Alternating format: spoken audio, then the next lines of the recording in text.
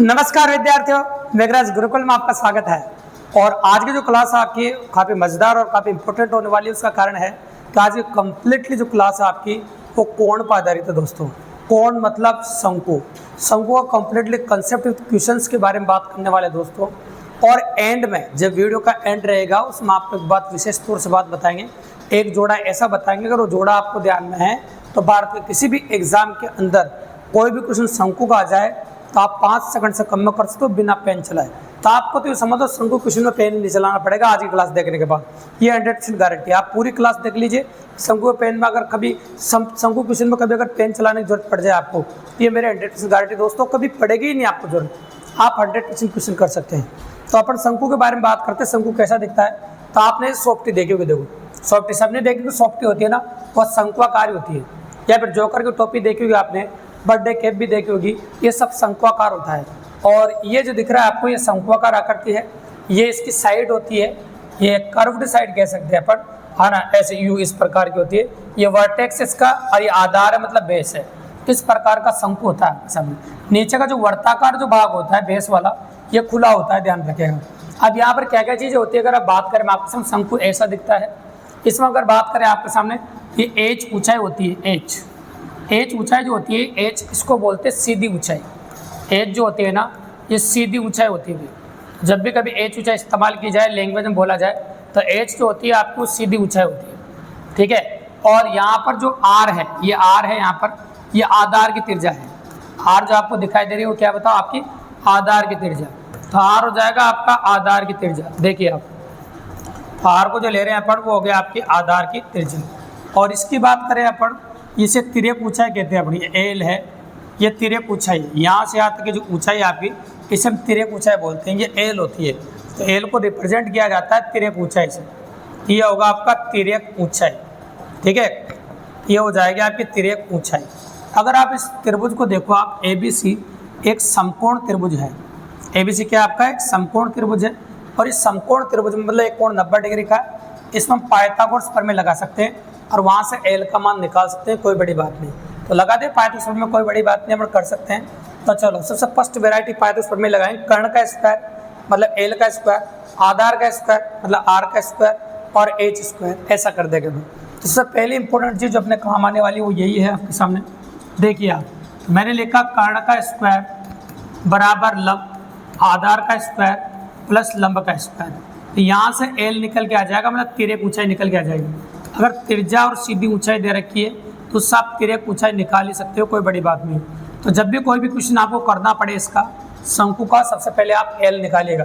तो बिना एल के तो कोई वक्र पृष्ठ का क्षेत्रफल, संपूर्ण पृष्ठ का क्षेत्रफल, ये कुछ भी नहीं निकलेगा। इसलिए पहले आपको एल निकालना पड़ेगा। और एल होती है आपकी तिर्यक ऊंचाई। एच और आर की मदद से एल निकाला जा सकता है। तो एल होगा आपका √r² प्लस एच स्क्वायर। तो ये हो जाएगा आपके सामने एल का मान। दूसरी इंपॉर्टेंट चीज इसमें काम आने वाली वो क्या आपकी, वक्र पृष्ठ का क्षेत्रफल। वक्र पृष्ठ कह सकते हो आप इच्छा हो तो वक्र पृष्ठ को, और वक्र पृष्ठ नहीं कहना चाहो तो आप तिर्यक पृष्ठ भी कह सकते हो। वक्र पृष्ठ नहीं कहो तो क्या कह सकते हो, तिर्यक पृष्ठ भी कह सकते हो। वक्र पृष्ठ का क्षेत्रफल या तिर्यक पृष्ठ का क्षेत्रफल, ऐसे कह सकते हैं। या तो वक्र पृष्ठ का क्षेत्रफल कहो या तिर्यक पृष्ठ का क्षेत्रफल, बात एक ही। और ये होता है आपका πr/l। वक्र पृष्ठ या तिर्यक पृष्ठ का जो क्षेत्रफल होता है आपका, वो होता है आपका πr/l, करेक्ट है। या तो वक्र पृष्ठ का बोलो या तिर्यक पृष्ठ का बोलो, इनका जो क्षेत्रफल होता है आपका, उसे बोलते हैं अपन πr/l। बिल्कुल सिंपल सी बात है। यहाँ पर जो l है वो तिर्यक ऊंचाई है, आर आधार की त्रिज्या, पाई का मान तो आप जानते हैं 22/7। तो कभी भी एग्जाम के अंदर वक्र पृष्ठ का क्षेत्रफल पूछे तब भी ये बताना है, तिर्यक पृष्ठ का पूछे तब भी ये बताना, तंबू बनाने में लगने वाले कपड़े का क्षेत्रफल पूछे तब भी ये बताना। क्योंकि कोई भी तंबू जब हम बनाते हैं उसमें जो कपड़ा लगता है वो वक्र पृष्ठ के बराबर ही लगता है भैया। नीचे वाले वर्ताकार भाग में कभी भी कपड़ा नहीं लगाते हैं। तो जब भी शंक्वाकार तंबू बनता है और उसमें लगने वाले कपड़े का क्षेत्रफल पूछे, यही होता है, ठीक है। इसके बाद तीसरी इंपॉर्टेंट चीज़ है आपकी संपूर्ण पृष्ठीय क्षेत्रफल। संपूर्ण पृष्ठीय क्षेत्रफल, इसमें सब कुछ आ जाएगा।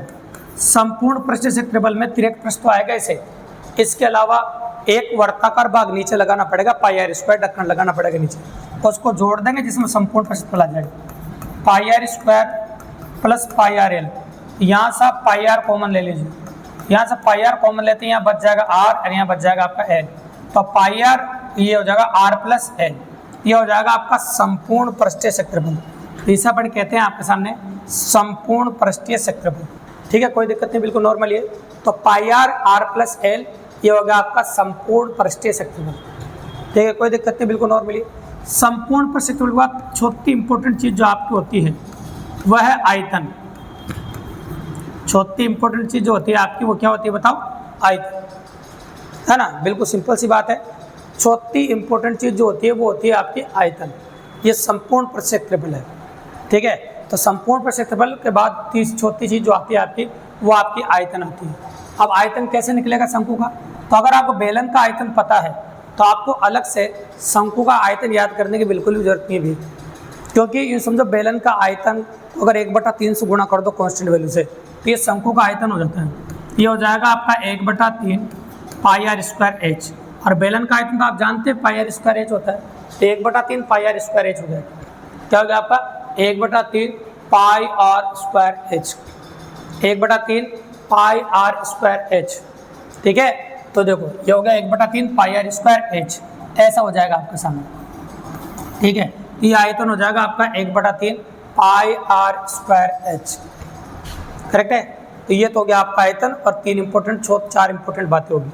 अब अपन निकाल लेते हैं दो शंकुओं के आयतनों में तुलना।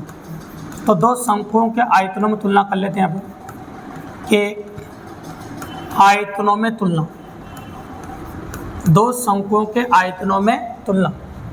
ठीक है, तो दो शंकुओं के आयतनों में जब हम तुलना करते हैं तो उनके बारे में चर्चा करते हैं। देखो गौर से देखिएगा, तो दो शंकुओं के आयतनों में तुलना, तो ये तो अपन पहले भी कर चुके हैं, बेलनों में जो की थी वही शंकुओं में करेंगे। तुलना करेंगे तो ये पहले का आयतन लिखेंगे 1/3 पाई R1 स्क्वायर H1, यहाँ पे लिखेंगे 1/3 पाई R2 square H2, R2 square H2।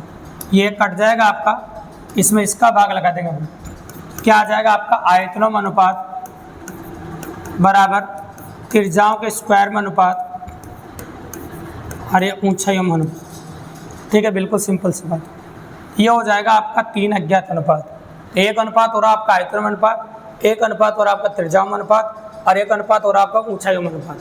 ठीक है, ये तो हो गया आपका आयतन में अनुपात, ये अनुपात हो गया आपका त्रिज्याओं में अनुपात, और ये अनुपात हो गया आपका ऊंचाइयों में अनुपात। तो ये दो शंकुओं के आयतन में अनुपात हो गया आपका। ये 3 अज्ञात अनुपात है, कोई से भी 2 अनुपात दे दे। मैंने बेलन में भी कहा था, यहाँ पे भी कह रहा हूँ, कोई से भी 2 अनुपात दे दे, तीसरा अनुपात निकालना तुम्हारे लिए कोई बड़ी बात नहीं। अब आते हैं उस छठे ब्रह्मास्त्र के बारे में जिसकी चर्चा हम आपके सामने कर रहे थे। वो छठा ब्रह्मास्त्र कौन सा है और कौन सा जोड़ा है जो बार बार अपने काम आता है? तो चलो उसके बारे में बात कर लेते हैं। कौन सा जोड़ा है जिसको बार बार अपन काम में लेते हैं? देखिए मैंने लिखा आपके सामने, देखो 24, ये 24 ले सकते हो, 25 ये 25 ले सकते हैं, और 7 ये ऐसा जोड़ा है जो शंकु में बार बार काम आता है। इसके बारे में अपने वीडियो की शुरुआत में कहा था। अगर ये जोड़ा आपको याद है तो शंकु के 90% से ऊपर के क्वेश्चन आप बिना पेन चलाए डायरेक्टली कर सकते हैं भी। इस जोड़े की इंपॉर्टेंस बताते हैं, क्वेश्चन कहीं से भी शुरू हो, लेकिन ये तो काम आता ही है आपके सामने। तो अंतिम ब्रह्मास्त्र जो है शंकु का यही है आपके सामने का। शंकु में सबसे इंपॉर्टेंट चीज़ यही है, ये एच होता है हमेशा, ये 24 आता है, और एल जो होता है तिरक ऊंचाई हमेशा आता है आपके सामने 25, और ये आर जो आता है वो 7 आता है। और इन तीनों में पाइथागोरस प्रमेय लगती है भी, क्योंकि कर्ण का स्क्वायर बराबर लंब का स्क्वायर प्लस आधार का स्क्वायर, इसमें पाइथागोरस प्रमेय लगती है, इसलिए जोड़ा बार बार काम आता है। तो इस जोड़े में जब भी काम आता है, अगर त्रिज्या 7 दे दे, ऊंचाई 24 दे दे, तो एल निकालने की जरूरत ही नहीं पड़ी, डायरेक्ट एल 25 आ जाएगा आपका।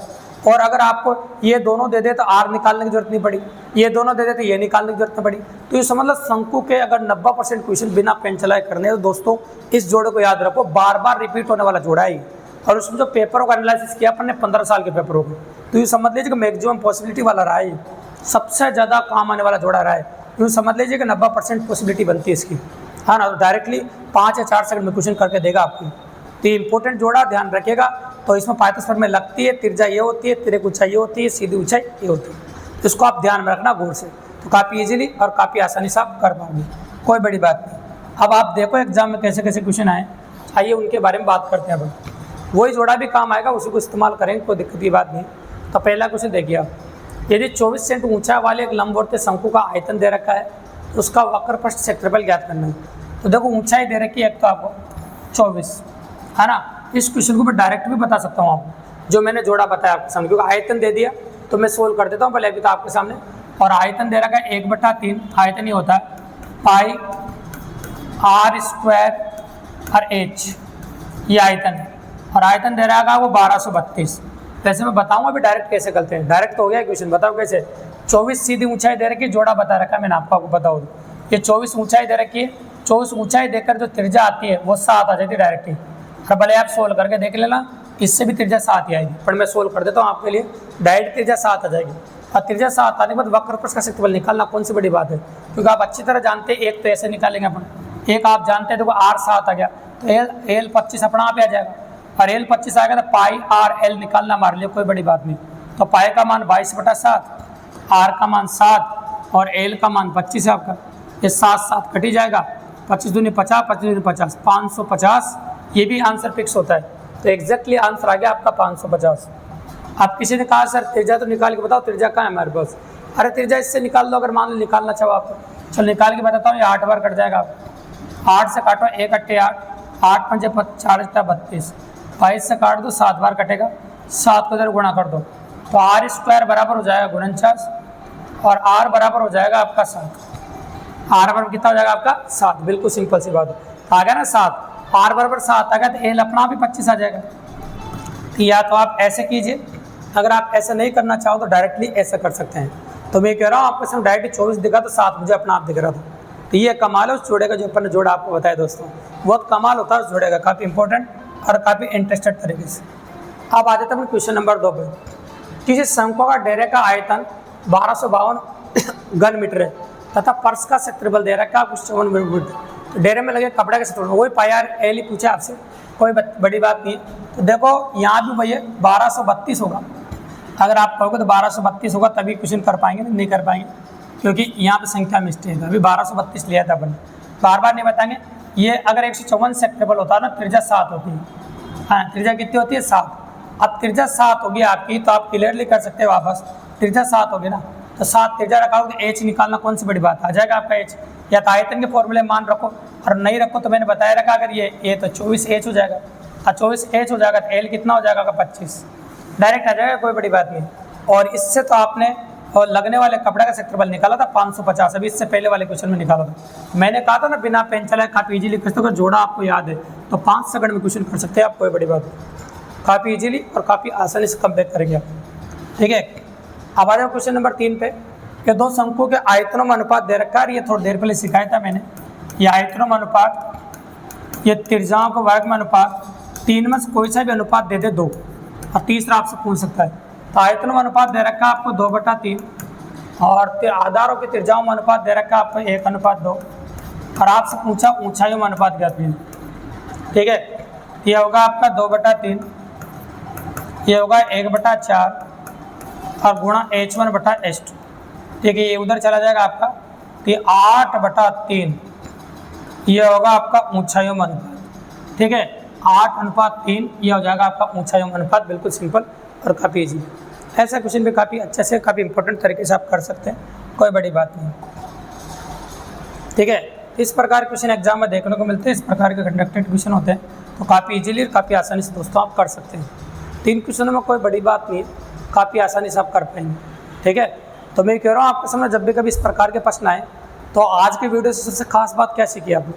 सबसे खास बात जो आपने आज के वीडियो से सीखी वो है भाई, आज की सबसे खास बात ये वाली बताते हैं आप। सबसे खास बात ये सीखी आपने, 24, 25 और 7, त्रिज्या 7, l 25, कोई सा भी क्वेश्चन आ जाए और h 24, अगर ये आपको आता है तो शंकु खत्म, मतलब कोण फिनिश। तो 100% कर सकते हैं, बहुत कमाल की चीज़ है। और आज की वीडियो में अपना शॉर्ट एंड स्वीट में काफ़ी अच्छा बता दिया। 90% क्वेश्चन यहाँ से बिलोंग करते हैं, बाकी तो कम्प्लीटली फॉर्मूले बना के अपन आपको बताया दोस्तों। अगर वीडियो पसंद आया और कंटेंट बहुत जोरदार लगा दोस्तों तो चैनल को सब्सक्राइब करना, लाइक करना, शेयर करना, क्योंकि आप अच्छी तरह जानते हैं हमारे वीडियो में खास बात देखना, हम आपका टाइम बर्बाद नहीं करते हैं, फालतू बातें नहीं बोलते हैं। सिर्फ आप कंप्यूटर एग्जाम की तैयारी कर रहे हैं, अगर सरकारी नौकरी लगना चाहते हैं तो ये शॉर्ट एंड स्वीट वीडियो ज़रूर देखें दोस्तों। धन्यवाद।